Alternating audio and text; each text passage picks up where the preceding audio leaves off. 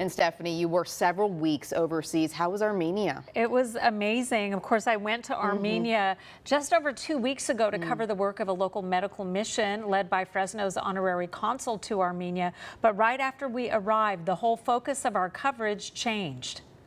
September 19th, just 3 days before the medical mission was set to depart, there was a military strike on Nagorno-Karabakh. It's territory between Armenia and Azerbaijan and home to 120,000 ethnic Armenians. While Karabakh is internationally recognized as part of Azerbaijan, the Armenians had formed their own government. The strike, which claimed nearly 30 lives and injured dozens of others, raised fear of more violence and the potential for genocide. You could sense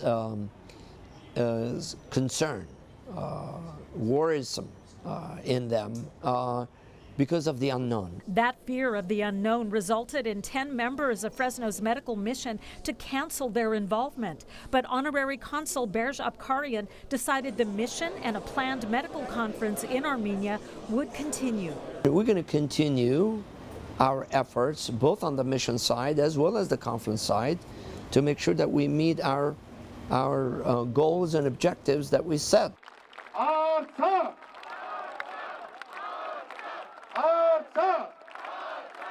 Once in Yerevan, Armenia's capital city, we witnessed days of protests, Armenians upset with what was happening and how it was being handled.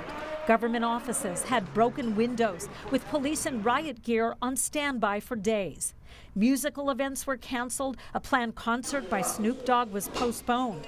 The mood in the country somber as the conflict in Karabakh evolved into a surrender by the Armenians and an agreement to dissolve their breakaway government.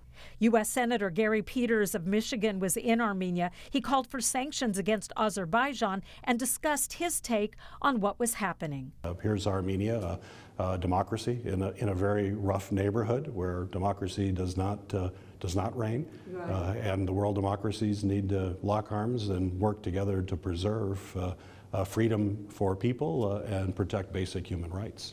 But there's also something I'd like to do to help with the muscles here to make that feel a little bit better. As medical mission doctors treated patients in rural clinics, a mass exodus began in Karabakh. A 10-month blockade at the border was lifted, and thousands fled their homes into Armenia. An explosion at a fuel depot killed dozens of people trying to fill their cars so they could leave. Burn victims were transported into Armenia as the refugee crisis unfolded.